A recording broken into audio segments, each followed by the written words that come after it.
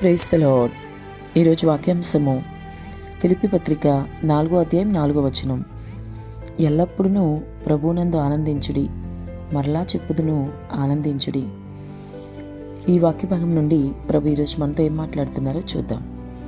అపొస్తలుడైన పౌలు ఫిలిప్పీ సంఘానికి రాస్తూ ప్రభువులో ఎల్లవేళలా ఆనందించండి అని చెప్తున్నాడు. నిజమే కదా, ప్రతి క్రైస్తవుడు కూడా ప్రభువులో ఎల్లవేళలా ఆనందించాలి. మరి వింటున్న సహోదరుడా, నీ పరిస్థితి ఏంటి? నీ ఆత్మీయ జీవితం ఎలా ఉంది?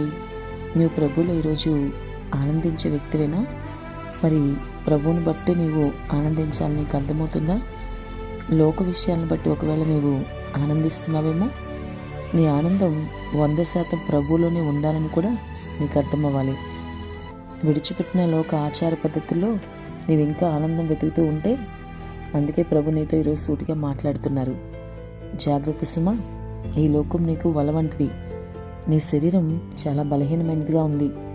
కాబట్టి నీవు నీ ఆత్మీయ జీవితంలో బహు జాగ్రత్త కలిగి ముందుకు వెళ్ళాలి. లేదంటే అపవాది నీ కోసం వల పన్నుతాడు. వాడి వలలో నీవు చిక్కుకోకుండా ఉండాలంటే నీ 100% నీ ప్రభువులోనే ఆనందాన్ని వెతుక్కోవాలి. సాతాను చేతిలో కీలుబొమ్మలా మారి వాడు ఏదైతే లోకాశలు చూపిస్తున్నాడో వాటిలో నువ్వు ఆనందాన్ని వెతుక్కోవడం మొదలు పెడితే చాలా సులువుగా వాడి వల్ల పడిపోతావు, ప్రభువుకు దూరం అయిపోతావు. అపొస్తలుడైన పౌలు అందుకే ఫిలిప్పీ సంఘానికి రాస్తూ ఎల్లప్పుడూ ప్రభువునందు ఆనందించుడి అంటున్నాడు. ఆ రోజు ఫిలిప్పీ సంఘానికి కాదు, ఈరోజు మనందరితో కూడా దేవుడు చెప్పేది అదే. పౌలుకి ఎల్లవెల్లా ప్రభులోని ఆనందం.